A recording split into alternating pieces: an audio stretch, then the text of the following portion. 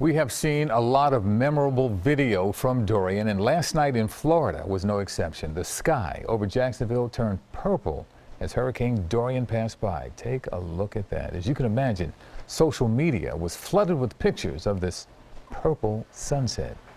Let's check in with Kate now for a look at what Dorian is delivering next. That was something, Kate. Pretty cool stuff. Yeah. It all has to do with the way light, of course, is scattered in the atmosphere. Usually we see the sky as blue, but because of the way the hurricane clouds were moving out, the light was scattered a little bit differently and the sky appeared violet. Really interesting stuff there. Storm Scan 3 shows Dorian now. We just talked about where Dorian is. It's just off the coast of South Carolina near Myrtle Beach. You can see the heaviest of the rain is on the northern edge of the storm, starting to get a little bit more elongated as it interacts with a frontal boundary to the north, which is going to help steer it out to sea. But you can see some of these outer rain bands may get close enough eventually to impact even our area. Storm Scan 3 showing that close-up of the eye of Dorian just spinning off the coast of South Carolina there. Heavy rain, these heavy pockets of rain here and strong thunderstorms. It is not unusual to see tornadoes with a landfalling hurricane because there's rotation within these bands, and these bands can likely spawn some isolated tornadoes. So that will be a threat once again through tonight, especially along the coast of North Carolina.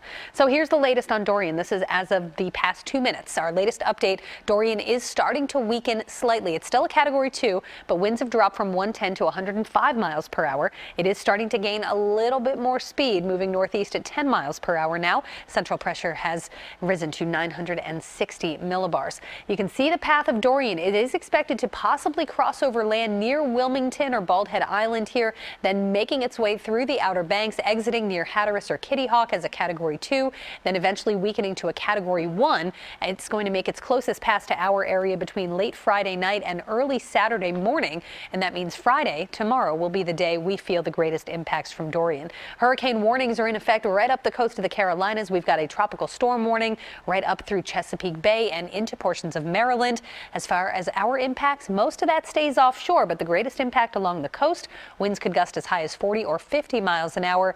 We already have a high rip current risk in effect today. That'll continue tomorrow. Rough surf, some beach erosion, and minor coastal flooding. The impacts certainly not as great as they could have been, but it does look like we will feel a bit of an impact from that storm tomorrow. Coming up, I'll tell you whether that'll last into the weekend. Jessica?